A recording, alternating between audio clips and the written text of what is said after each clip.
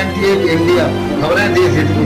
बुलंदशहर के कस्बा अहमदगढ़ में चल रहे 108 कुंडीय यज्ञ में भाग लेने पहुंची राज्य महिला आयोग की अध्यक्ष बबीता चौहान। आपको बता दें कि शांति कुंज हरिद्वार गायत्री परिवार के यज्ञ में शामिल होने के बाद महिला आयोग की अध्यक्ष बबीता चौहान पहुंची अपने पैतृक गांव खखूड़ा। बताते चले कि पैतृक गांव में बबीता चौहान का ढोल नगाड़ों के फूल मालाओं से ग्रामीणों ने किया जोरदार स्वागत। महिला राज्य आयोग की अध्यक्ष चुनने के बाद पहली बार गांव में हुआ बबीता चौहान का आगमन। बबीता चौहान अपने परिजनों और ग्रामीणों के हुई रूबरू। राज्य महिला आयोग की अध्यक्ष बबीता चौहान का क्षेत्र की जनता ने जगह जगह किया जोरदार स्वागत। राज्य महिला आयोग की अध्यक्ष ने कहा, देश के प्रधानमंत्री और उत्तर प्रदेश के मुख्यमंत्री ने महिलाओं को हर क्षेत्र में दिया है सम्मान। शांति कुंज हरिद्वार गायत्री परिवार के द्वारा कस्बा अहमदगढ़ में चल रहे 108 कुंडीय यज्ञ में भाग लेने पहुंची राज्य महिला आयोग की अध्यक्ष बबीता चौहान।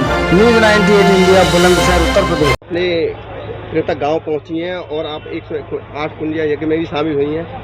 कैसा महसूस कर रही हैं और क्या संदेश देना चाहती हैं क्षेत्र की जनता को? निश्चित रूप से कि मुझसे ज़्यादा खुशनसीब कोई नहीं होगा कि मैं अपने गांव भी पहुंचने वाली हूं और यहां अपने गांव के बराबर में एक अहमदगढ़ जगह है जहां आपने देखा है कि 108 कुंडीय महायज्ञ यहां हो रहा है।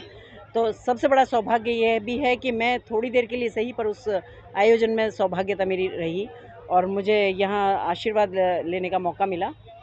तो पहले तो मैं अगर यज्ञ की बात करूं तो मैं कहूँगी कि वो क्षेत्रवासी बहुत सौभाग्यशाली हैं जहाँ इस तरह के आयोजन होते हैं। तो निश्चित रूप से मैंने तो अभी भी ये कहा और मैं हर मंच से, हर व्यासपीठ पे जहाँ भी मुझे मौका मिलता है जाने का गुरु जी के सानिध्य में, मैं हमेशा कहती हूँ कि क्योंकि भारत के संस्कार और भारत की परंपरा, भारत की संस्कृति, भारत का सनातन ऐसे ही आयोजनों से जुड़ा हुआ है। तो मैं तो ये कहती हूँ कि अगर भारत के संस्कारों को जिंदा रखना है और संस्कृति को बचाना है तो ऐसे आयोजनों में विद परिवार, विद फैमिली पहुँचना चाहिए। वहाँ बच्चों को भी लेके जाना चाहिए। आज जो हमारे युवा इतने भटक रहे हैं, मुझे लगता है कि जब वो ऐसे आयोजनों में आते हैं तो उनका कहीं ना कहीं थोड़ा सा ये लगता है कि भाई हमारे संस्कार क्या हैं या हमारे देश की जो संस्कृति है वो किस तरह से है। तो इसके माध्यम से उनमें थोड़ा सा एक जागरूकता आती है। तो मुझे लगता है कि इस आयोजनों में ऐसे में आना चाहिए और मैं इसके जितने भी इसके आयोजक हैं इस प्रोग्राम के, उन सब का बहुत बहुत आभार व्यक्त करती हूँ कि इतने साल इतने एक हफ्ते से लगातार कहीं भी यह हवन यज्ञ करते हैं और इतनी शिद्दत के साथ उस हवन को पूरा करते हैं।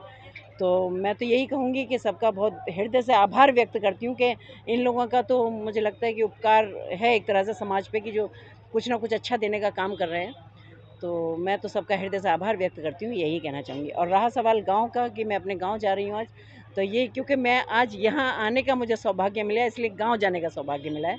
अभी तक मैं नहीं गई पिछले 1-1.5 साल से, बट आज मुझे यहाँ आना था तो बगल में ही गांव था, तो गांव में भी सबने ज़िद किया कि, और मेरा भी मन था कि मुझे कम से कम एक बार अपने गाँव ज़रूर जाना चाहिए।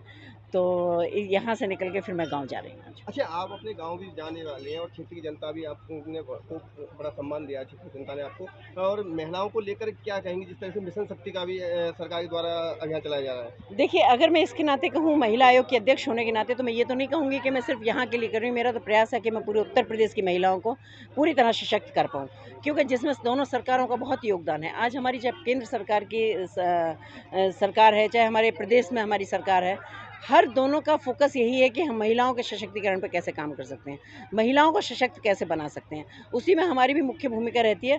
तो मैं तो यही चाहूँगी कि जहाँ भी मैं जा रही हूँ, अगर अपने गांव की बात करूँ, अपने क्षेत्र की बात करूँ, यहाँ की बात करूँ या पूरे उत्तर प्रदेश की बात करूँ, कि महिलाएं कैसे सशक्त होती हैं, हमें इस पर चर्चा करना चाहिए। सरकार की इतनी योजनाएँ, हमें इस पर बात करना चाहिए, क्योंकि योजनाएँ भी महिलाओं को सशक्त करने के लिए।